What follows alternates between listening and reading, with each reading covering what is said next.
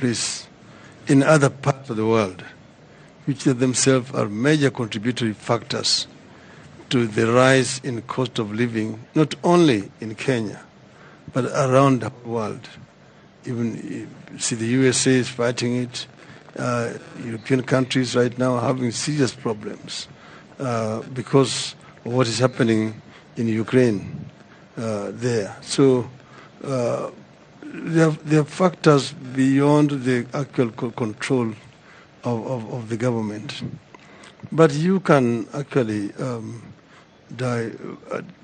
make some adjustments when you, for example, cut down on certain expenditures and then focus on feeding the people, making it much more bearable for the local person in the country.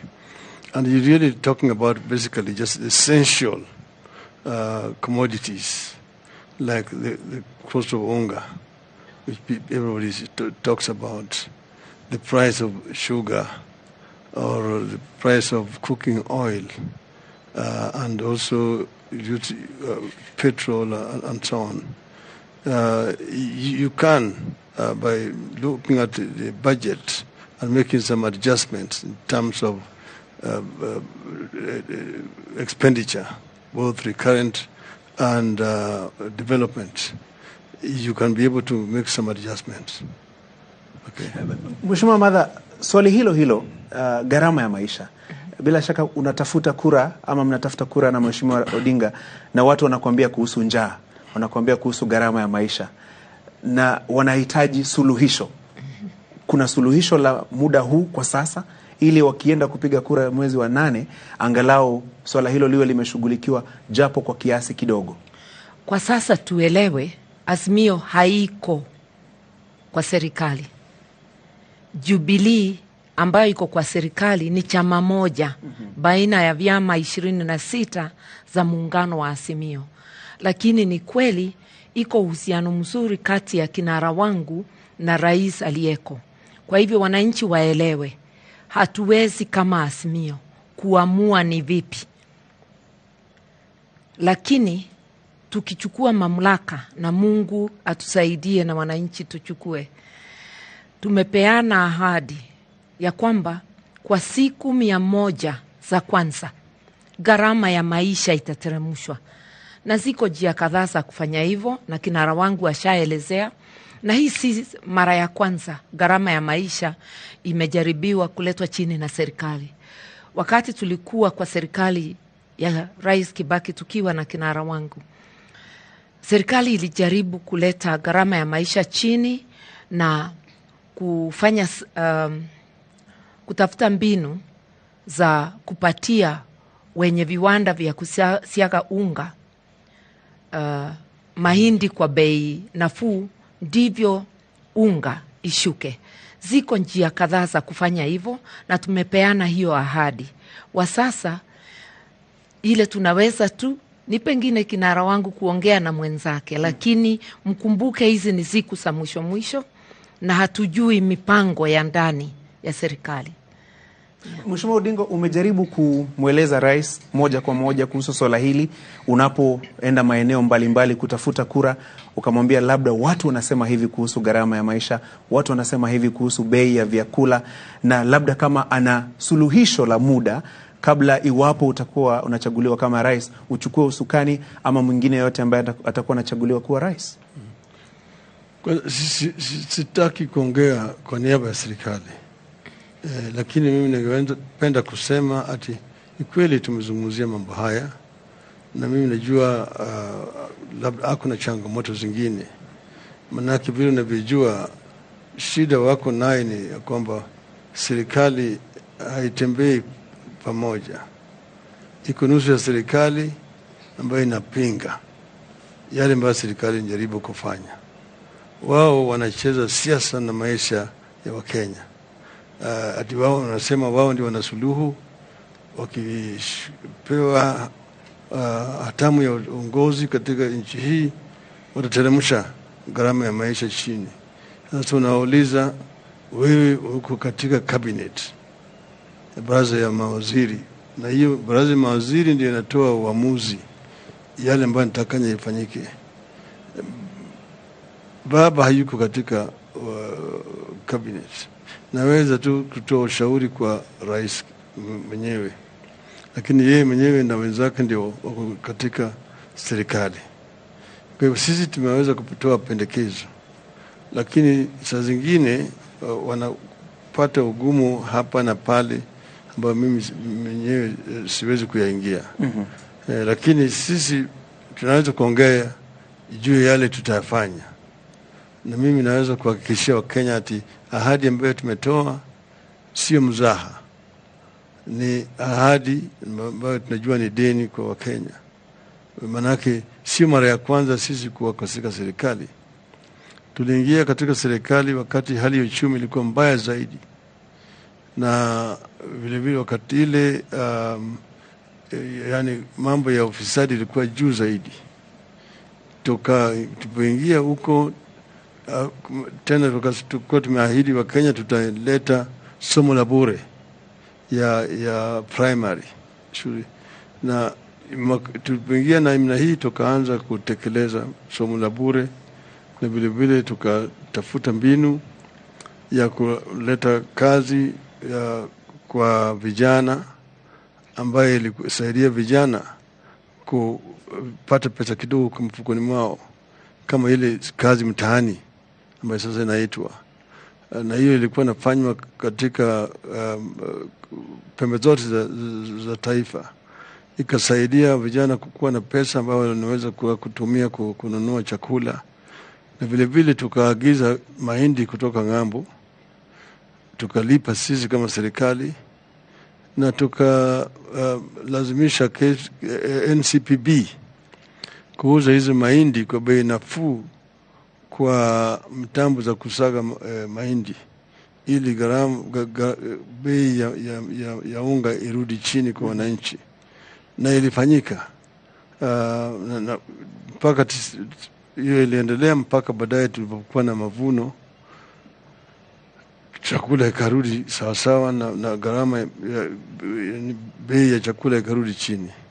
Kwa hivyo kuna njia ya kufanya haya, na sisi tunahakika tukiingia katika serikali ndani ya siku 100 ili tumeahidi, tutapunguza gharama ya maisha kwa Wakenya wote. Allow me to wrap this up with one question. While you say you're not in government, and that could be the case, but your critics will say, since the handshake, you have some level of leverage, the assumption. Does that in any way give you some extra baggage in terms of looking for votes, well aware of some of the challenges that the government has experienced, especially in the second term? Does it in any way affect your search for votes? You know, Kenyans are basically not stupid. My competitors are saying that the stupidity died in Kenya and was buried. Kenyans know very well that I'm not in government. I don't earn a salary in government. I don't live in government house. I don't get any allowance from government. But I can give some advice. And advice, as you know, is just what it is. I mean, it is not implementable. The receiver can use it or cannot use it. But having been in government, I also know the challenges which a government also faces. Like this crisis we are in right now, it's a serious crisis. You can see the way the cost of crude oil has gone up. You know, and when the cost of oil goes up, virtually everything else goes up in a country. We know that for a fact, because everything else depends on oil in terms of manufacturing. So it is unfair really to just do a blanket blame government. Somebody who is earning a salary, has got over 250 security of government defending him, is using government vehicles and equipment to do the campaign. To come out and say he's not in government it ask mtu wa kitendawili ndio anajua yeye ndio yako ndani ya serikali. Mimi nilitolewa kwa serikali. Kama ulitolewa kwa serikali, you do the decent thing that most responsible people do. You resign. That is what Mr. Bill Kagia did. That is what Jaramogi Oginga Odinga did. You resign and then you become an ordinary person. But you don't say you're out of government and you're blaming that same government, but you're earning the salary from the same government. If that is not hypocrisy, then I don't know what hypocrisy is. I think if I may add just a little, you can't also choose which part of government you will claim credit for and which part you disown.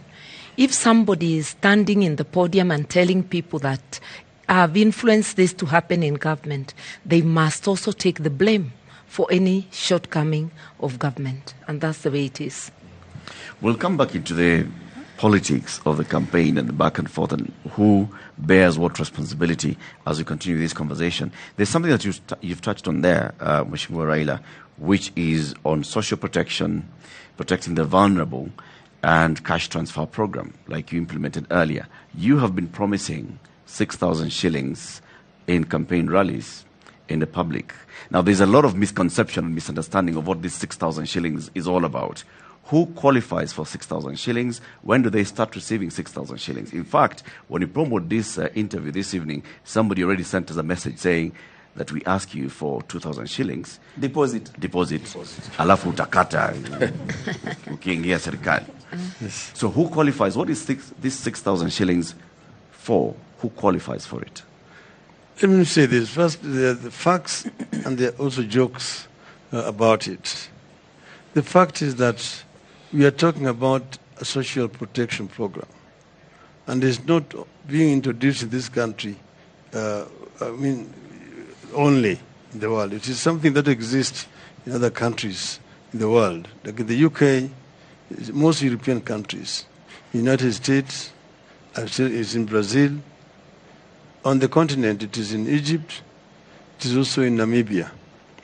In fact, we have a Kenyan who helped to design the Namibian program, who is the one who has actually worked with our experts here.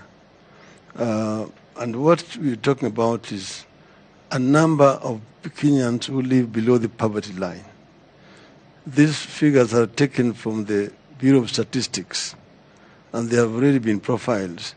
About 2,000 families. When you talk about 2,000 families, you're talking a family, say 4 people per family. Then you're talking about 8 million people. And these are people you're giving money, the family, not individuals. Mm-hmm. And so if it's 6,000 per family for 2 million people, that's 12 million shillings. 12 billion shillings. 12 billion shillings. Is it per year, per month? Per month. That works to 144 billion shillings per year. We have already costed it, okay? 144 billion shillings per year. We know, for example, the kind of pilferages and losses. The president one day talked about 2 billion shillings per day that is being lost to corruption. President Obama also put it at about 700 billion equivalent Kenyan shillings. So that is roughly what it is. And I know you ask how, but most of that money is being lost through procurement, particularly through procurement and also through collections. Because the budget basically consists of income and expenditure, government. You are under-collecting, and then you are overspending. That is what it is. If you say about 700 billion shillings is being lost to corruption, if you basically try to block this, you can have a saving, say, of 500 billion shillings. We are talking of only 144 billion shillings. See, but we have also been in the government before. When we went into the government, we found a treasury which is almost empty. The coffers are almost empty. The growth was also negative.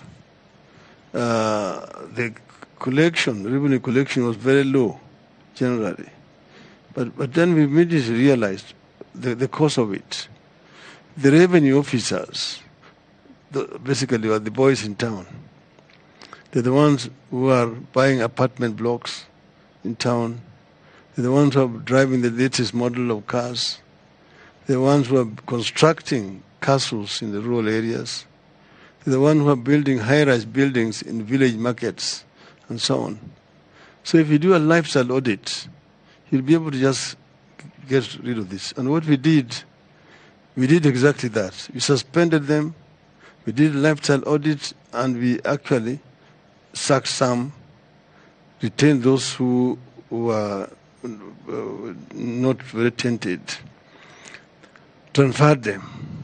The other side is the expenditure side of the budget. You have these so-called, they call them procurement officers. They're all seconded into ministries from the treasury. They are the other group, like the revenue officers. Exactly the same thing. The procurement at that time was being done through these officers. There's a government requirement that any procurement above 100,000 shillings had to be done competitively. In other words, you had to advertise in at least 3 leading newspapers. Yep. And then there must be at least 3 bidders. And then you award to the lowest, as it were. What we discovered was that each and every one of these procurement officers had 3 companies registered. And so then there was a collusion that this officer is in health, he's supplying water. This one is in water, supplying agriculture. The one in agriculture is supplying roads and so on and so forth. There's a collusion. So anytime you advertise, you will get three bids. And all of those 3 bids are coming from one person. And then the cost is heavily inflated. Like they will be buying, say, a calendar at which should be costing 20 shillings, be buying it 100 shillings. An item which is supposed to be costing 50 shillings is bought at 1,000 shillings. And then that amount of money is shared between these people.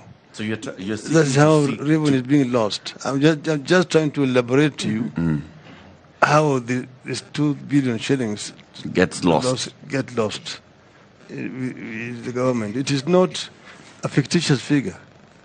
It is something that is realistic. And if you pay proper attention, you can actually save that money and use that money for the kind of program that we're talking about. This is just one of them. So if we were to look at this 6,000 shillings, why 6,000? Why not 7? Why not 5? Why 6? 6 is because this will bring these people to what you call the minimum, basically, level. Yeah, I mean, more than $1, $3 per day. And they will be able to live like other people. And it is not just a waste. You see, it is an investment. Because when you do this, the people, I mean, in the rural areas particularly, the purchasing power of these people go up. The shops in the rural areas can now do business. So the economy, the rural economy itself is stimulated through this amount of money. So it's like an economic stimulus program. It is not just a waste. With a ripple effect. Yes. My final part on this particular question is currently the government has a program called the Inua Jamii, which is a cash transfer program to the elderly, to persons with disability, severe disability, and to vulnerable and orphans. So is this a similar program? Are you going to scrap the Inua Jamii program, or are you consolidating the Inua Jamii program and just adding from 2,000 shillings to 6,000 shillings? If you go into your records, you'll find that I'm the one who launched the Inua Jamii program in Mombasa when I was Prime Minister.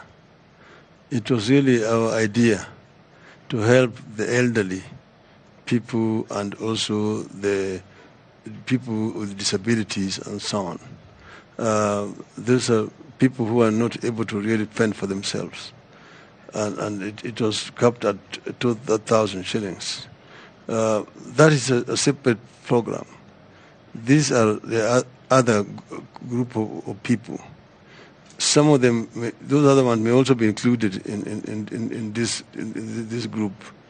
But that this is over and above the Inua Jamii program. This one here is targeting those specific families who have been profiled by the National Bureau of Statistics. Okay. Okay. Well, former Premier, it's a good thing you've spoken about corruption, and I believe Honorable Martha, you can just speak up after him because this is a docket that directly translates to you. Now, corruption is a big thing, as the One Kenya Coalition have spoken about, and I believe it formed the premise upon which you added that extra docket of the Justice and Legal Affairs to the Deputy President when you were mentioning your shadow cabinet. Now, this would necessarily mean that the Deputy President is overseeing policies and issues pertaining to the Justice and Legal Affairs, but many would argue that in the long run it would have a ripple effect in affecting the independence of institutions such as the Office of the Public Prosecutor. We have the DCI, we have the ACC. So how then would you ensure as the executive that you do not compromise on the independence of these institutions that should be so? Coach is going to talk to you about the details. Yeah. But let me just tell you that we have one government. And the government now consists of three arms. You've got the executive, you've got the judiciary, and you've got the legislature. All these three arms are interdependent. If one is not working properly, efficiently, it actually affects the other arm of the government. See, so it is necessary, therefore, for these three arms of government, in spite of the independence, to also see the interdependence of them, because they are all providing services. The executive cannot perform its work if the judiciary is not working. You see, if the judiciary is not working, it actually affects the executive. See, when you are talking about the criminals, and if these criminals are arrested, and then they are taken to court, and then they are released, of course, they become a drag on society. You've got, how many cases have you had a criminal who was killed or who was threatened to kill? I think it just happened last week. He's taken to court, he's been given bail, he comes out and goes and kills his mother. See, so something is wrong somewhere, which must be addressed. The same thing with the legislature. If Parliament is the one that passes the laws, the executive implements the laws which Parliament has passed. They use those laws to govern the country. Then the judiciary interprets the laws and to see that the laws are being implemented, they're not being violated. But if the legislature makes wrong laws, then the executive also work is affected. So there must always be a kind of cooperation. I think people are pushing this word so-called independence too far, as if they are in different countries. That you've got, like, for example, independent, we've got these commissions that we set up in the Constitution, that each one of them is now dependent on its own. You cannot interfere with what they're doing. They are protected by the Constitution, even if they're not doing their work, or even they're doing it wrongly. that there's nothing you can do about it. I don't think that is what is intended in the Constitution. You see, there's independence and there's also interdependence, generally. So, like when you talk about the criminal justice system, you've got the investigative arms of government. Then you've got the procedural arm of government, the DPP. Then you've got the judiciary. You see? So sometimes you find the police themselves collude to shield criminals. But sometimes the police have done their work. The DCI has done its work and has gotten sufficient evidence. The DPP refuses or says this evidence is not sufficient. And it's discretionary on to him. He refuses to prosecute. Or then it agrees to prosecute, takes to court, then the courts themselves are compromised. And you know that courts sometimes are compromised. So a court that is compromised, in my view, is worse than the criminals, because it protects the criminals. Okay? But then, this is a conversation I've had when I was a prime minister before, with the then Chief Justice, when we were having those problems. But that was, of course, the situation prior to the new constitution. Okay? So my view is that, yes, independence is there, but there's also interdependence of these arms of government, because ultimately you want the delivery of services to the people to be done efficiently. Okay. Well, Honorable Martha, I'm sure there's a lot of uncertainty to this role because you'll be the deputy president and there's also this additional role. And according to Article 147(4) of the Constitution, you cannot hold two offices. So maybe if you just respond to the same and clarify what this would mean as a member of the executive overseeing certain arms of the judicial aspect. I think that's a misconception. Okay. If you look at the description of what a deputy president does, is be the principal assistant of the president and perform any other duties assigned by the president. So any other duties is covered. You can hold a ministerial docket. And there's no difference when a deputy president holds a ministerial docket and when any other minister holds. So the framing of the question, as though having a deputy president hold the office of Justice and Constitutional Affairs Ministry is an oppressive thing, is wrong, is misleading. It is a ministerial portfolio like any other. And for people to understand the three arms of government, it's like pieces of a jigsaw puzzle. The three of them fall into place and make the whole. So they are independent but interdependent. And the Justice Ministry is a coordinating ministry. It doesn't prosecute. It doesn't arrest. It doesn't decide on the cases. So it's a more policy and coordination, so that when arms of government get together and you want to find where things are not moving and whether we are moving according to the policy direction, and to support each other in execution, not in decision making. When the government proposes to Parliament a bill, it doesn't sit in Parliament to pass that bill, but it's a government proposal. When the government sitting asks for speedy movement of cases, it doesn't go in to determine those cases or to hear the evidence.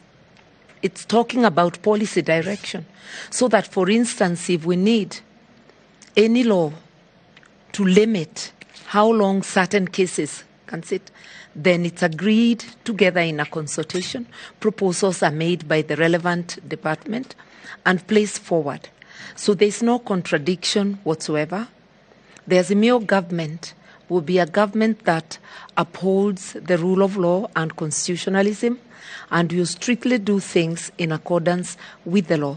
So I'd like people to know that it is not a contradiction for a deputy president to have additional responsibilities assigned by the president. Okay. And that's precisely what we are talking about. And fighting corruption, if I may add, is more than just about going to court. It involves giving the public confidence that the government is serious about what it is doing, so that the public can be partners in the fight against corruption. And if we wind backwards and go to 203, basically when the NAC government came in, the public was so inspired by the zeal and the commitment of the NAC government that members of the public could actually stop policemen from receiving bribes on the roads. Members of public chose to walk to force the matatu industry to accept the Michuki rules. Members of public recovered the Kenyatta International Conference Center from those occupying it and claiming ownership, and handed it back to the relevant ministry. This is the kind of thing we are looking for, that we will demonstrate our commitment to fighting corruption and make the public our partners in this fight. And that goes beyond just applying the law, and also working seamlessly with those in the criminal justice sector, the courts, the legislature, where we need to tighten the laws, etc. Okay. Well, yeah. Even as we continue with certain aspects of the manifesto that you gave out as a coalition, a big and integral part of this year's election is pegged around the women factor. Yeah. And when we talk about the women factor, we talk about the 2/3 gender role representation, especially in the bicameral house. Now, your competitors, from the suggestions that they've been given, many have argued there's a lot of practicality, for lack of a better word. They've spoken about giving half of the government to the women. They've signed charters. They've also spoken about putting up a kitty for the women. And they've added to that and said that they're going to achieve the 2/3 gender rule within the first 100 days in office. On your side, what is the assurance that you're giving women, despite you potentially being the first female deputy president? What assurance are you giving people to say that, you know what, moving forward, we're going to have better representation of women in our government? It's easier said than done. For us, the commitment is demonstrated. Right now, Azimio is not saying that we will do for women ABCD. My principal, seated right here next to me, appointed me his deputy. That's a demonstration of the commitment. So when we say that we will fulfill, we will continue the implementation of the Constitution, which includes the 2/3 gender rule, we have demonstrated it. When my principal says that he actually believes in 50-50, he has not just the 2/3 gender rule, but 50-50. He has already demonstrated it. So for the competition to claim that they have the commitment, where have they demonstrated it? And we have gone beyond that. If you look backwards, and I always tell this story, that when we came from Beijing in 1995, those of us who were in parliament then were bringing in motions for the implementation of the commitments in Beijing. And I remember my sister, the Honorable Charity Ngilu, Governor of Kitui, and Senator Beth Mogo bringing such motions. On my part, I proposed the Equality Act and the Domestic Violence Bill, which was later to be adopted by the government. But only one man joined us and brought a motion to set up the Gender Equality Commission. That man was none other than the Right Honorable Raila Amolo Odinga. So that is just to show that the commitment of Azimio to women's issues runs deep. It's not just about this election. It's something that we practice. And if you look even in Parliament, a majority of the elected women will be from his party. And even now those running, there is quite a good number So I'm saying our commitment is demonstrated. I don't want to talk about my part because I think that it goes beyond saying. Okay. So we will not only implement the 2/3 gender rule, which is the starting point, but we will go beyond it, and that commitment has already been shown. All right. Yeah. After that question on, fighting corruption and the position of women from Alan Owino of K24, my colleague, Belita Oletenges from from NTV, has a question on youth and the position of youth. Thank you very much. Ningependa kuuliza swali langu kwa lugha ya Kiswahili. Nafasi za ajira ni jambo ambalo mmeahidi kwa pamoja, na ni shina muhimu sana katika uchaguzi ujao, ikizingatiwa kuwa gharama ya maisha imeenda juu. Lakini tukizingatia kwamba serikali ya Jubilee ilikuwa imeahidi nafasi za kazi milioni 1 kila mwaka kwa awamu yao ya pili, je, nafasi yenu ya uwazi kabisa au mbinu ambayo mtalenga kutumia kuhakikisha kuwa mnaongeza nafasi za ajira nchini hususan kwa vijana, na pia mbinu ipi mtakuwa mnatumia ili kuhakikisha kuwa watu wamepata ajira humu nchini? Ndio, sisi tayari tumesema katika manifesto wetu ya kwamba kwanza tunaongea kwa jumla juu ya uchumi, na tumesema tunataka kupanua uchumi wetu. Kwa mfano, tumeongea juu ya mambo ya viwanda, na tumesema tunataka kuona kama kila county iko na viwanda, kwa sababu tunaongea juu ya county moja, product moja, one county one product. Na hii ni mambo ambayo sisi tunataka kuanzisha kwa njia ya haraka. Maana yake tayari utafiti imefanyika, tunajua ni nini inapatikana katika eneo hii na eneo hii na kadhalika. Lakini haya yote sisi tunategemea Wakenya. Wakenya ndio tunategemea kabisa. Kwa upande mwingine, kama serikali, tunajua wakati huu vijana wetu wengi sana wako na shida mingi zaidi, na tunataka kuanza kuleta ile ajira ambayo inaweza kuajiri vijana wengi zaidi. Kwa mfano, kazi mtaani. Tunasema tutarudisha kazi mtaani mara moja kama tunaanza. Yani tukuna kwa mambo short term, as immediate, mid term and long term. Vijana wetu wengi vile vile wana ujuzi, wamesoma.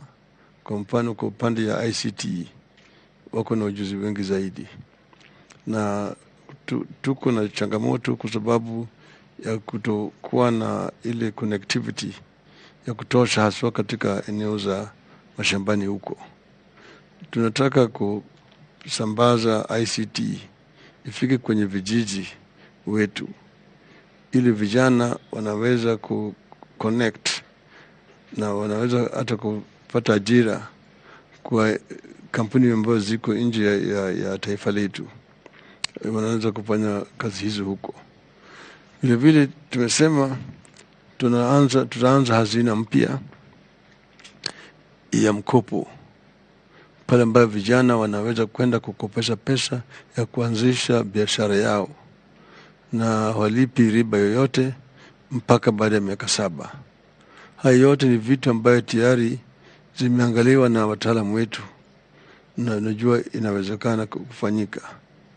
Tukileta mambo kama haya, vijana wengi kwanza wataweza kunufaika kwa hiyo mpango.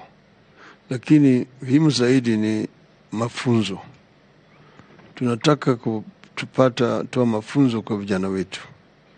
Ndio sasa tunataka kupanua motivates ziwe katika kila sub-county, ambayo vijana wanaweza kwenda pale na kupata mafunzo ya aina tofauti, ili waweze kwenda kuanzisha biashara yao.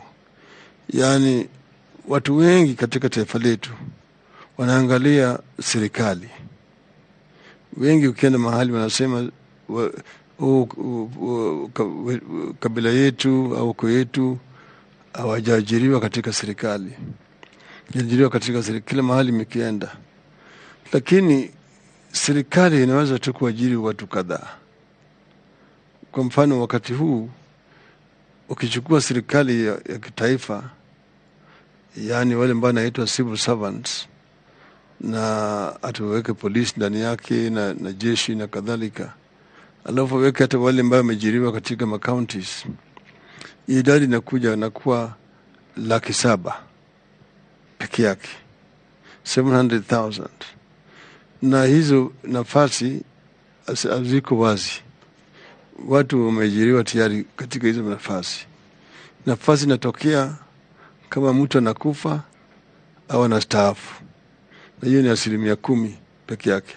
Kwa mfano inakuwa 70,000 kila mwaka ndio kunapatikana kama vacancies, lakini kila mwaka sisi kama taifa tunamwaga katika soko la kutafuta kazi watu karibu 1,000,000, wale ambao wanawacha shule kwa darasa 8, kwa darasa 12, wengine wanatoka kwa ile vituo vingine na chuo kikuu, karibu watu 1,000,000.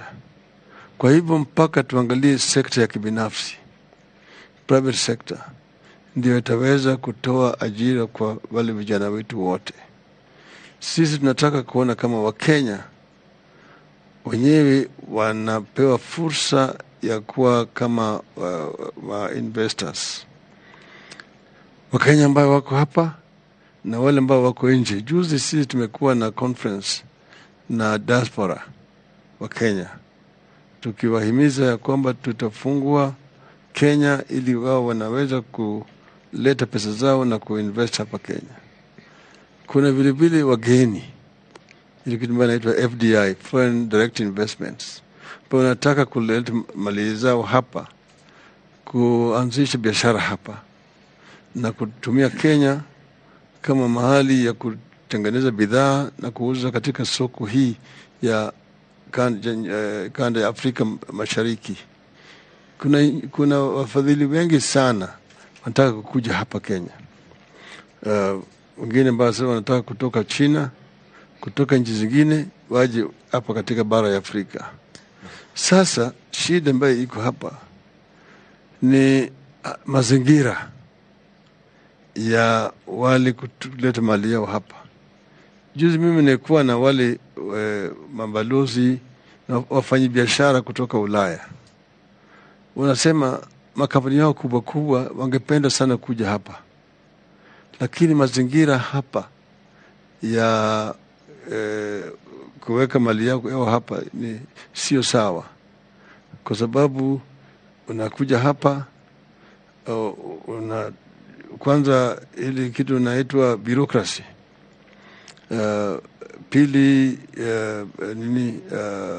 corruption iko juu sana.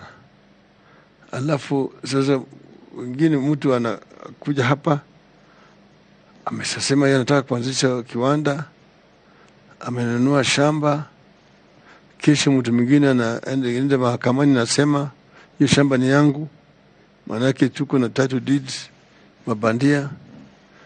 Alafu yeye anakwenda anapata injunction kwa court, jamaa hawezi kuendelea na kazi yake, court hii imefunga hii maneno, na hiyo kesi haisikizwi miaka 3, kesi haijamuliwa. Juzi nilikutana na Amerika, amekuwa hapa sasa kwa miaka 3, anakuja kesi imehairishwa, ati yule jamaa ambaye alienda mahakamani hayuko, wakili hajakuja, mahakama ameharisha kwa miezi 6. Ananiuliza mimi, Raila, hawa jamaa, do they know I'm coming from the LA? Do they know where LA is in this world? I'm not going to come again here. You see, this guy has been wanting to invest in the country, but he cannot, because somebody who is holding a wrong title deed has gone to court and has gotten an injunction, and the matter is not being heard. So if you say the judiciary is letting us down, creating a very unfriendly environment for investors. We know what you're talking about. Lakini sisi tunataka tukiingia ndani tufungue, manake hii italeta ajira mingi kwetu. Tumesema tunataka kujenga special economic zone ili ya Dongo Kundu ya kufanya kazi, ingine tujenge Lamu, ingine tujenge huko Kisumu, tayari ingine tunataka kuweka hapo Voi, okay? Na iko industrial parks ambao sisi tutaweka ni kama Nyeri, tutaweka industrial park huko. Ndio kama Embu tunafanya namna hiyo, Garissa na kadhalika. Tunaweza kuleta vitu ambavyo vitatoa ajira nzuri kwa vijana wetu. Kwa sisi tuko na mpango mingi sana kwa vijana na kwa kina mama, na tuna hakika ya kwamba inawezekana. Mheshimiwa Martha, kwa kifupi tu, Mheshimiwa Raila Odinga amegusia kwamba kila mwaka tunao wasomi ambao wanafuzu 1,000,000, lakini je, mrengo wa Azimio pengine unalenga kuwa na nafasi ngapi za kazi kila mwaka? Nafasi za kazi tunaweza peana figures na ziwe juu au chini, lakini vile kinara wangu amesema, ukiangalia sekta ya SME wa sasa ina zaidi ya watu 2,000,000 wakipatiwa mazingira sawasawa ya biashara, sababu hata wao wanafinywa na ufisadi. Ukienda kuuliza license, ukienda kufanya nini, unaona hata mtu wa welding anaulizwa certificate ya health. Saa zingine hizo vikwazo zote zinaletwa na ufisadi, zikiondolewa kazi zitapatikana nyingi. Na kazi si za wekezaji wa kutoka nje peke yake, ni mazingira ya kila Mkenya, na ndivyo tuweze kuwa na kazi za kutosha kwa vijana wetu. Na lazima tujaribu, kama wale wanakuja kwa market ya kutafuta kazi ni zaidi ya 1,000,000, lazima tujaribu tuone zile kazi zinapatikana, zinalingana au zinaongezeka. Na hii haiwezi fanyika mara moja, inafanyika kwa taratibu zile tutaweka, na tuko tayari kufanya hiyo yote. Kabla hujamaliza hiyo, kwa MSMEs, yani jua kali, sisi tayari tumesema ati sio tu kuwatambua, lakini kuwasaidia wao ili waweze kupata mkopo kwa gharama ya chini. Na vilevile tumesema tutaleta ile kitu inaitwa shahada ya jitihada, recognition of prior learning, RPL. Yani wengine wao hawakuenda kwa shule mpaka wakapata shahada ya shule, lakini wameenda wakajifundisha kazi na wana ujuzi zaidi. Mwingine anajua kuchoma vyuma, yani welder, mwingine ni mechanic, mwingine ni electrician, mwingine ni plumber, mwingine ni mason, mwingine ni carpenter, mwingine anajua kuezeka paa ya nyumba na vigae na kadhalika. Lakini sasa wakati huu hawezi kupata kandarasi ya serikali kwa sababu hawakuna ile certificate. Sisi tuwapatia hiyo certificate, ndio tunasema shahada ya jitihada, na wakiwa na hiyo wanaweza kupata kandarasi ya serikali bila kupitia kwa mabwanyenye ambayo wananyonyesha jasho lao. Naam, nampisha mwanahabari mwenza Nancy Okware kutoka idhaa ya taifa KBC. Naam, shukrani. Bwana Raila, tukirejea kwako, ningependa kidogo tuzungumze kuhusiana na swala la afya. Manake tunafahamu ya kwamba uchumi wa taifa hauwezi ukaimarika bila afya bora. Na tumeshuhudia humu nchini wakati ambapo taifa na ulimwengu wanakumbana na janga la COVID-19, na kama Azimio la Umoja mmezungumza kuhusiana na baba care. Ikiwa mtazamaji anajiuliza pale nyumbani, hii baba care kwanza inahusu nini? Tofauti yake na UHC ni ipi? Na kama Azimio la Umoja mtatumia mbinu zipi kutafuta ama kupata zile fedha za kutekeleza? Ya sisi tumesema kwanza sisi tunataka kuboresha hali ya matibabu katika taifa letu kwa kupanua vituo vya matibabu na vile vile kuimarisha. Tunasema tunataka level 4 katika kila sub county ili zisiwe mbali sana na pale watu wanakoishi. Kuna Wakenya wengi wanapata shida mingi zaidi, wamama haswa ambaye wajawazito, wengine wanakufa wako njiani, wanapelekwa kwa vituo vya matibabu. Kwa sababu tunasema tunataka iwe karibu. Pili, tunataka kuna vituo zingine ziko pale lakini hakuna dawa ndani yake, hakuna vifaa ya matibabu, hakuna nurses au daktari. Tunahakikisha na kwamba kila kituo cha matibabu imewekwa vizuri, imewekwa vifaa vya kutibu watu, kuna dawa ndani yake, kuna nurses na daktari. Pili, tumeongea juu ya bima ya matibabu. Manake wale walileta kufanya tu kama experiment. Waliweka Kisumu, Machakos, Nyeri na wapi? Kitui ndio. Kitui. Sisi tutaweka, itakuwa kwa counties zote za Kenya, na Wakenya wote watakuwa chini ya bima sawasawa ya matibabu, sio tu ya kufanya majaribio. Watoto, wakina mama, wazee, vijana, na tuta vile vile njia ya kuwasaidia kulipa ile premium wale ambaye hawezi kulipa, ili kila mtu awe na cover. Akiwa mgonjwa anaweza kwenda kwa matibabu, na kama hata na pesa apate matibabu sawa sawa. Vile vile tutajaribu sana kuweka rasilimali katika zile vituo vya matibabu ya hali ya juu. Wakati huu Wakenya wengi wanaenda ng'ambo sana India, wengine wanaenda Uingereza, wanaenda Afrika Kusini na kadhalika. Lakini zile vituo tunaweza weka hapa kwetu.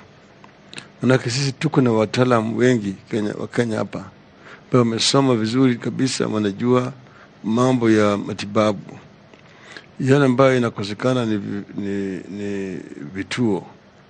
Na pili, vile mahospitali za kibinafsi, gharama iko juu sana. Wengi wa Kenya hawezi kumudu. Gharama ya kitanda katika hospitali hizi hapa Nairobi iko juu zaidi kuliko gharama ya kitanda katika 5-star hoteli. Ulala tu kule ujatibiwa, gharama ambao wanakulipiza inashinda Hilton au Serena. Hiyo ni kunyonya wa Kenya. Watu wengi hawezi. Mtu amekaa kwa hospitali kwa siku chache, gharama imefika milioni. Siku unakuta wa Kenya wanakutana jioni Pan Africa Hotel, Nairobi Club, wapi, kwenda kusanya pesa ya matibabu. Watu wanafanya tu kazi kwa hizi vituo vya matibabu katika taifa letu, wananyonyesha wa Kenya. Sisi tunataka kuleta uhuru kwa Wakenya kwa kuleta vituo vya kiserikali kwa hali ya juu, ili Wakenya wako na chaguo. Kama unataka kwenda Kakan au Nairobi au wapi, unaweza kwenda mahali na utapata madaktari ambayo utatibiwa kwa ile gharama ambayo wewe unaweza kumudu. Hiyo ndio tunataka kufanya. Naam. Yeah. Pengine Martha, tukipata kauli yako kuhusiana na hili swala la afya, manake ni wengi ambao wanaathirika, unapata kina mama, watoto. Unahisi kama taifa ni kipi kilichofanyika tukajipata pale ya kwamba unalipa fedha nyingi baada ya kusalia hospitalini kwa muda mfupi, kisha dawa hazipatikani, unapata ya kwamba unaambiwa baada ya kutibiwa nenda pale nje kanunue dawa? ufisadi umechangia pakubwa. Dawa zinapelekwa hospitali ya serikali, mahospitali ya county, unakuta hata zikiwa zimeletwa juzi hakuna dawa. Lakini daktari atakwambia ile chemist utaenda kununua. Sasa tunashindwa. Anajuaje ile chemist iko na dawa? Na si daktari mmoja, kutakuwa na mtindo, hiyo hospitali utakuwa unaelezewa ni wapi unaenda. Kwa hivyo ufisadi unachangia pakubwa, na ndio tunasema kwa serikali ya Azimio tutapambana na ufisadi vilivyo, sababu kila mahali, kila sekta, kila huduma imeathiriwa pakubwa na ufisadi. Ningependa Wakenya wajue, wakati tulikuwa tukiwa wadogo, na hata nikiwa mpaka university, hospitali zile zilikuwa nzuri zaidi hapa nchini ni za serikali. Na watu wakigonjeka walikuwa tu wanaenda dispensary, wanaenda hospitali kuu. Nikija hapa kusoma kwa chuo kikuu cha Nairobi, City Council dispensary ulikuwa unajua ni ipi inafungua 24 hours. Zilikuwa wazi, zilikuwa na dawa, zilikuwa na kila kitu. Wachache sana walikuwa wanaenda hospitali ya kibinafsi. Tukiboresha katika baba care, mahospitali ya serikali, hiyo ndio italeta bei ya hospitali za kibinafsi chini. Sababu watu watakuwa vile kinara wangu wamesema, itakuwa hapo wazi, unaweza ingia hospitali ya serikali upate matibabu poa, unaweza enda ya private. Na kama unaenda ya serikali bila malipo, watu wataopt kwenda ya serikali bila malipo. Lakini iko mambo mingi tutachangia kuboresha, kuona wako na vifaa vya kutosha vya kukagua ni matibabu gani, na pia ya kufanya treatment. Ndivyo kama ni hiyo matibabu ya kansa inafanya watu sana sana waende India, hiyo ni mambo inaweza fanyiwa hapa. Na zote tukiwa na lengo la kuboresha nchi yetu, na serikali ya Azimio ikiwa ina mwongozo wa aina hiyo, mambo ya matibabu, tutaokoa Wakenya wasiuze mali yao yote, wawachwe bila chakula, wawachwe bila mali ya mambo ingine muhimu, wauziwe shamba yao sababu wamechukua mkopo. Na tuwache kama nchi kupeleka pesa zote zetu ng'ambo. Hizo pesa ziboreshe serikali zetu. Naam, Latif. Well, we're having a conversation with the Azimio presidential candidate Raila Odinga and his running mate Martha Karua. We're coming to you live from Karen. This is a joint broadcast between several media houses, KTN, Citizen TV, NTV, KBC, K24, and several radio stations. We'll have a few minutes to conclude this conversation. So we're going to have some 3 questions. One of them is around the preparation for the August 9th general election and the confidence around it. The other one is on management of public debt. And of course, we have to talk about accountability to the public. So I'll start with my colleague Alan Owino of K24. Okay, well, when you look at the issues surrounding the preparations for elections, this is majorly handled by the commission, which is IBC. And if we remember back in 2017, former Prime Minister, you were in a very precarious situation, especially with your party, and that particular election was nullified. But fast forward to 2022, the very same referee who was actually reffing that particular match is still at the very helm of that particular commission going to conduct this year's election. So my question is, what have you done within the 5-year period to see to it that you have enough confidence for him to ref this very same match this year? Well, I have expressed sometimes my misgivings before, and I've said that I want to be convinced that preparations have been done that are above board to ensure a free and fair electoral process. I did, on the day we were presenting our papers to the Commission, I present them with a letter with 10 questions which I wanted them to answer. they have partly answered those questions.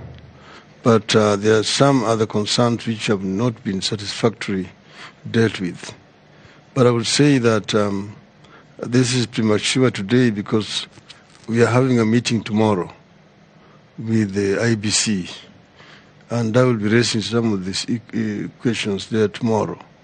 And that's when I will be satisfied or dissatisfied, satisfied that they are really prepared and ready for an election which is free and fair or not. So I would actually withhold my further comment on this issue. Because I would like to make an addition without going into matters that will be discussed tomorrow. And this is directly to fellow Kenyans, that we each have a responsibility to make the election free and fair and also credible. The polling clerk, the presiding officer, the returning officer, and everybody involved in the electoral process, including candidates, supporters, security agencies. We all have a role to play. If each one of us stood up for our country, Kenya, then we would not have complaints in elections. Chebukati and its team sitting at anniversary towers, if everybody else did their work, they would not, even if they wanted, be able to interfere or cause any malpractice. So this is a responsibility we must take jointly. And I want to say that I personally sought to prosecute privately 3 electoral officials arising from the malpractices in Kirinyaga in 2017. Although the court did not allow the private prosecution, and one party official, if I may add, I had gone to court against 4. An appeal is pending. Whether I'll prosecute it or not is another issue. But this is to say to everybody, don't hide behind an institution when you do wrong, because it's like declaring war against Kenya. Kenyans can come for you. Our constitution does allow it. So let us all do our best, even as we put Chebukati and his team to task tomorrow. Indeed. Is there a particular template, Honorable Odinga, that you have for what constitutes a credible election? Is there a template? What are your immediate concerns? I've seen issues raised on the complementary voter register at the polling stations. Are there what you would say irreducible minimums as you go to this election in terms of how IEBC manages it? Well, there are a lot of factors that are contributory to a free and fair electoral process. The preparations towards it. First, recruitment of the staff who are going to conduct the election themselves. Has it been done in a transparent manner, in a manner that does not favor anybody, and so on? Secondly, the procurement of the equipment that are going to be used in the election process. Here you have got right now the electronic or the ICT equipment. How was it procured? And how is it prepared? And who was involved? And how has it been tested that is going to work and is not going to fail? Then the printing of ballot papers. Who is printing these ballot papers? How was the contract itself procured? Where is the guarantee that this printer has not printed some extra ballot papers which can be used to do stuffing, as you know, what has happened in the past? Okay? Then the issue of polling stations. Where are they, and how are they connected in terms, the cover of 3G or 4G in the country? Which are the stations which are not covered, and what measures have I been taken to ensure that results from those other ones are actually also made in time. And then the actual polling itself, what arrangements? Like you've got that backup you're talking about, which has become contentious. That IBC is insisting that you don't need a manual register. And people are saying that there's no harm in having a manual register as a counter check. So that when somebody comes and is identified electronically, you also delete his name on the register. That gives you the number. Eventually you can, from the numbers which you have crossed, know how many people have gone through that polling station. So that eventually, when wrong results come out, if 100 people voted, but then eventually 200 are announced, you can counter-check from that register to confirm that indeed the number which has come out is the number which voted here. They're saying they don't want to see that. The harm that causes to them, nobody knows. That is their own issue. So basically, the overall preparation of the election in that manner, and then the security, where who is going to provide security so that voters don't get harassed by some other goons, because the other opponent can hire goons to block opponents from going to vote. Those who are going to be in charge of security neutral enough to ensure that everybody is facilitated to cast his or her vote without coercion or interference. Okay? Then counting and that on the polling day. Because what we have had is, not that we have not had agents in some areas. There are some areas where the agents are actually given two options: to agree to cooperate and take the money and disappear, or beaten up and thrown out, so that you don't have an agent there. See? Where is the guarantee that this is not... Because the police are also complicit there. And that's why you usually have these complaints. And then you have, the electronic system, where, you are identified through your biometrics and the irises, and then you are allowed to go and vote. Eventually, the results are counted, recorded, and then the presiding officer is supposed to, once the agents have signed, press the button and transmit, and it goes through a server in the cloud. In that particular case in 2017, it was going through a server which was in Spain or in France. And then from there it was coming to the server at Bomas. But then there's a logarithm that they put in, which was capturing the results before they entered the server at Bomas. So we had situations where our agents in the stations are giving us different results from the results that are being announced. Then you had two parallel lines running like this: 54, 44. 54, 44. I lost with 44. 54. My governor in Nairobi, 54, 44. In Kajiado, 54, 44.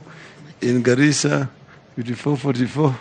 In all over where they lost. That was what it was.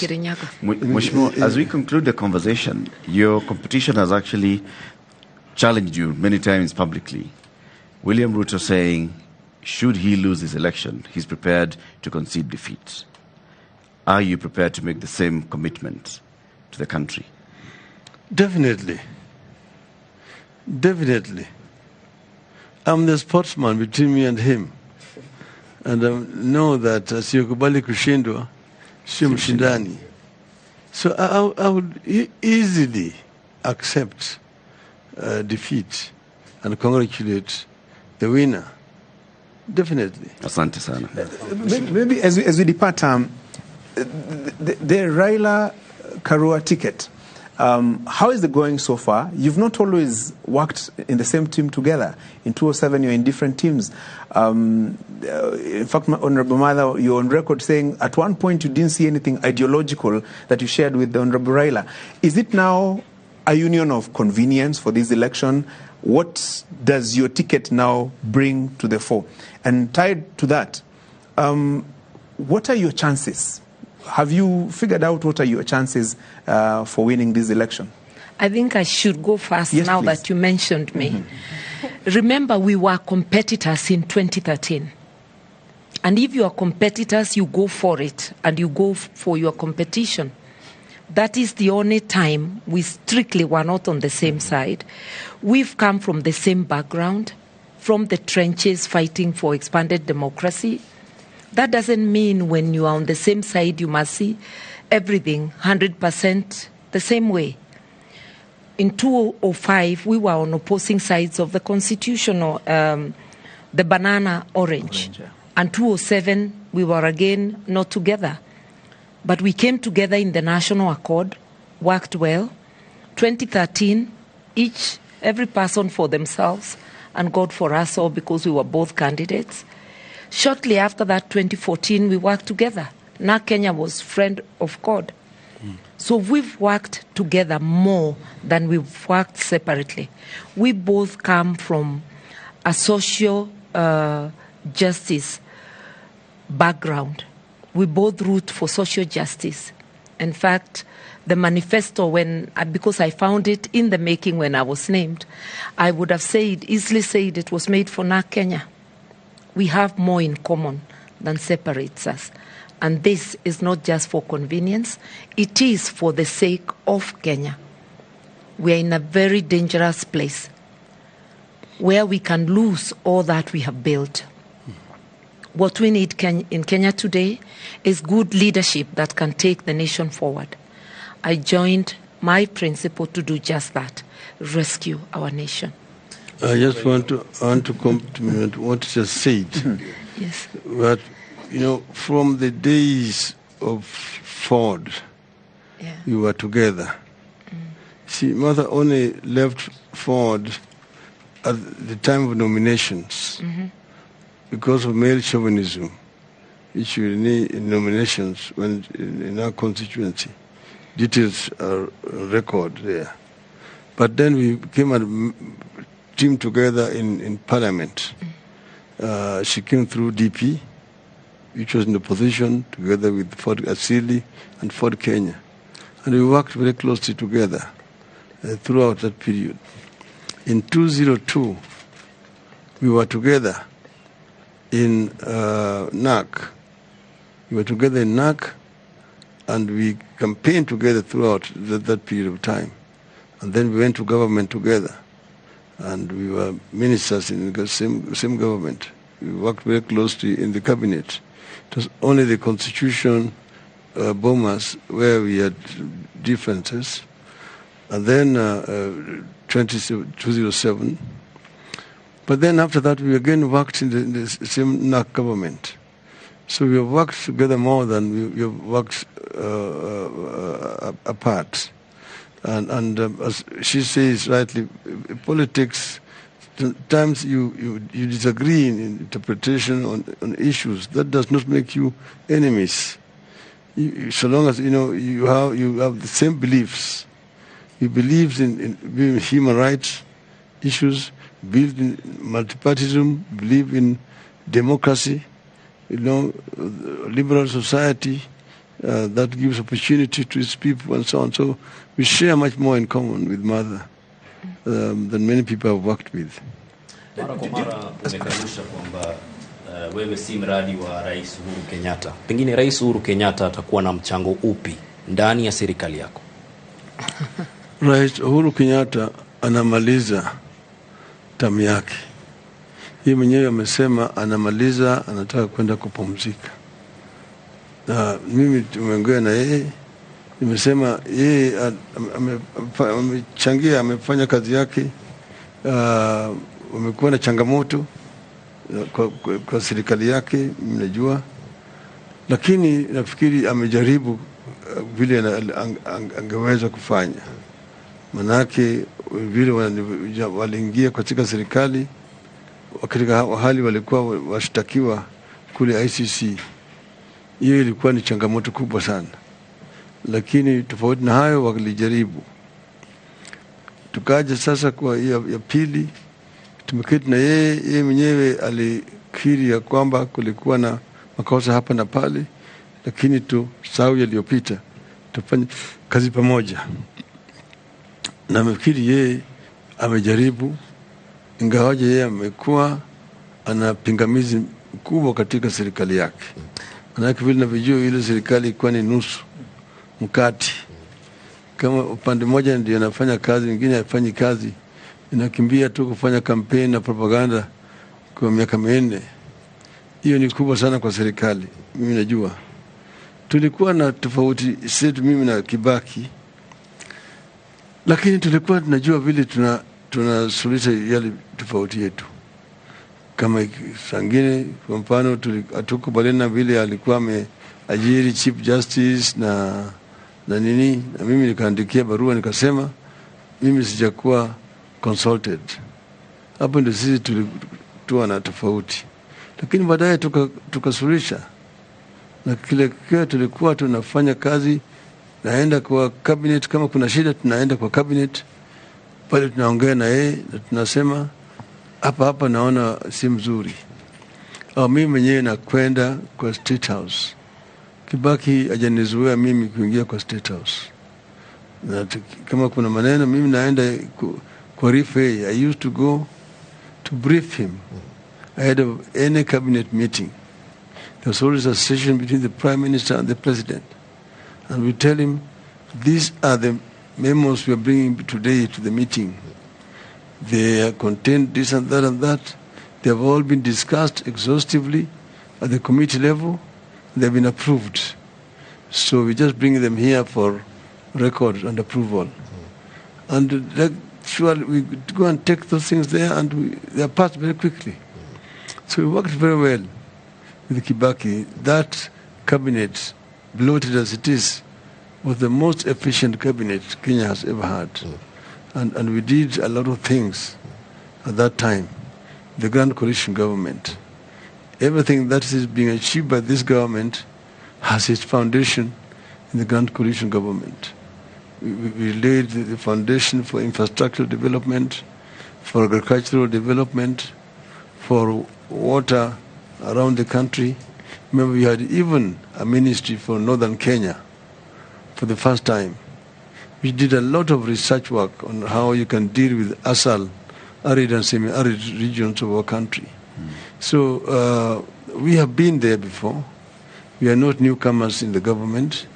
We know the challenges. We know the problems we are going to. I know you're going to want to ask me about the debt issue. we know that there's really nothing wrong in a country in carrying debts. Most countries have got debts. Even the United States has got public debts. Japan has got a lot of public debts. Germany has got a lot of public debts. In fact, the total debt that the African countries have are less than the debt between just two countries in Europe, Belgium and the Netherlands. Okay? But then the thing is, what you do with that when you borrow to invest. Because if you borrow for consumption, then your ability to repay becomes impaired. But if you borrow to invest in productivity, then that enhances your ability to repay the debts. We know that the debt has increased. You just need to now look at what that debt has financed. What project did it finance? And we know that most of it did not actually go to do real development. The dams of just Aror and Kimarer can tell you that. And there are quite a number of those other white elephant projects which were there, particularly in Uhuru's first dam. That is where most of this debt was incurred. Some of it which has been incurred in the second. The people who are actually crying about the debts are the people who are responsible for those debts. I give you the example of SGR. SGR was a grand coalition government project. We conceived it, Kibaki, as a project. It was done under the NESC, National Economic and Social Council, which were being co-chaired by Kibaki and myself. It was supposed to be Mombasa, Nairobi, Kampala. So we had a joint committee co-chaired by me, the Prime Minister of Kenya, and the Prime Minister of Uganda. But because of bureaucracies in Uganda, when we had met here, the minutes prepared had to wait to be tabled in their cabinet before approved, and then the next meeting to now go and meet in Kampala, and so on. I went and told Kibaki, at this rate, our term is going to expire before we do anything. Let us take Mombasa, Nairobi as a purely Kenyan government project. That is how we did it. We did that.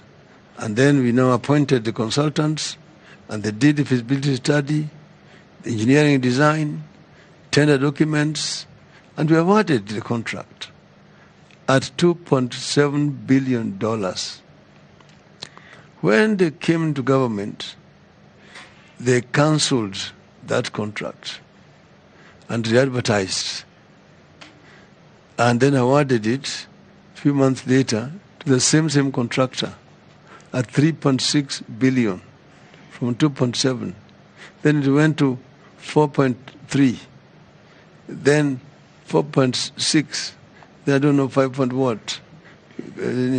So you asked me about the debts. This is how the debt is accumulated, okay? And that was the first term that those Tanga people are saying nothing happened. Most of these debts were incurred at that time. Now, what we are going to do, because we have dealt with these issues before, we will look at particularly, there are some commercial debts. What is really killing are the commercial debts with short-term period of repayment, high interest rates. Those are the ones that you really need to renegotiate and get maybe a refunding or so that you can extend it to a long-term debt with lower repayment rates and also reduce the rate of interest.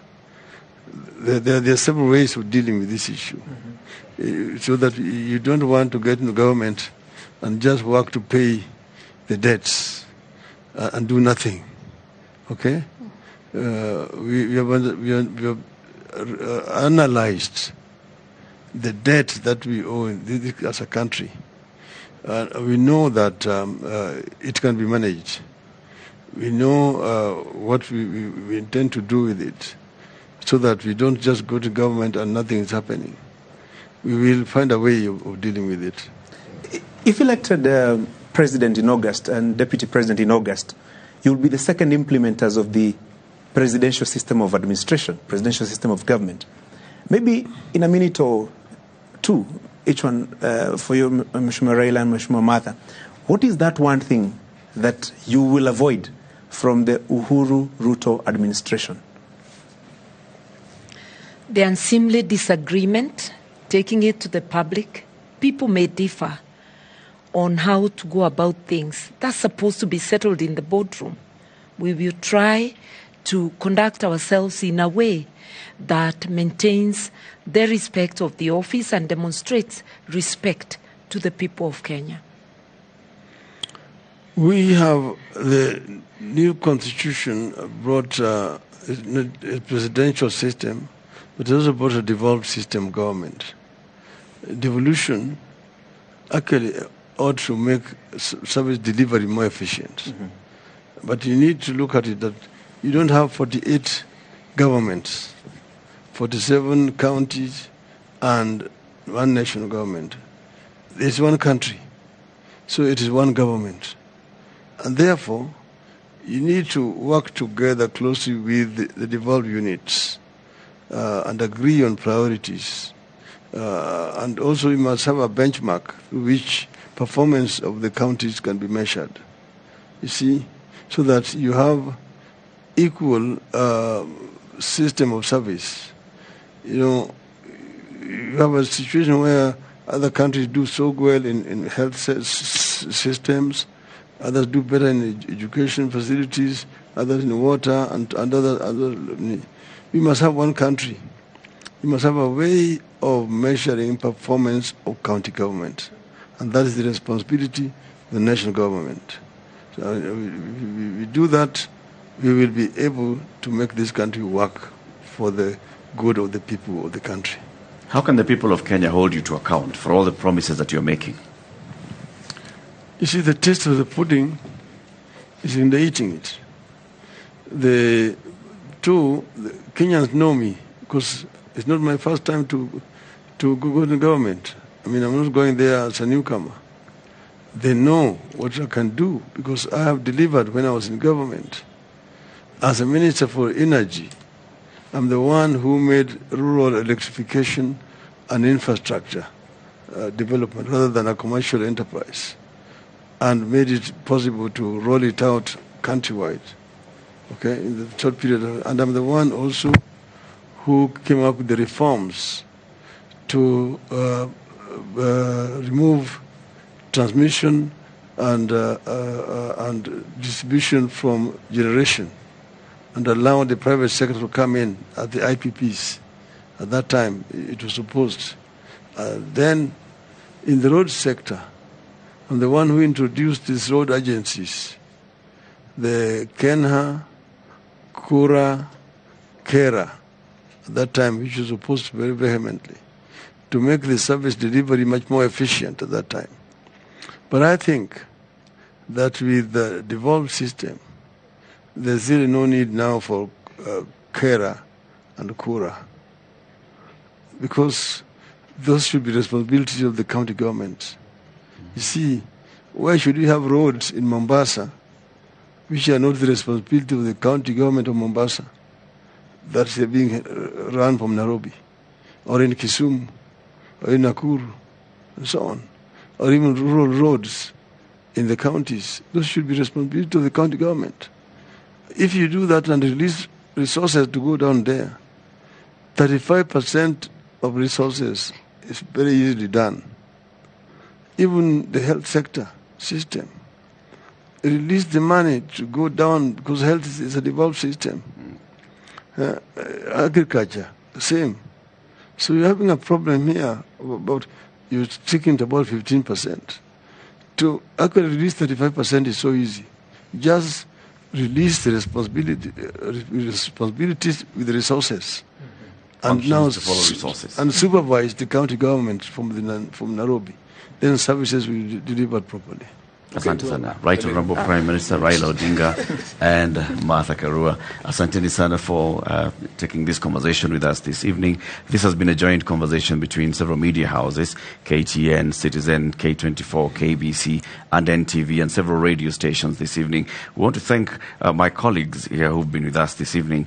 Alan Owino from K24, Nancy Okware from KBC, my colleague Melita Tenges from NTV, my colleague Francis Gashuri from Citizen, and my name is Eric Lati from KTN. We thank you very much for watching this broadcast, and of course, if you've got any questions, just follow us on all our social media houses from the various stations, and then we'll also be forwarding them to Right Honorable Prime Minister Raila Odinga and his running mate, Martha And the Karua. upcoming debate? Presidential debate? Yeah. As you know very well, the Media Council of Kenya, the Media Owners Association, and the Kenya Editors Guild have been working on a presidential debate. And the dates are soon going to be released. The debates will be taking place in July. The question is, the one for the Deputy President, will you attend? Would Honorable love Karua? it. You will be ready. I've said I would love it.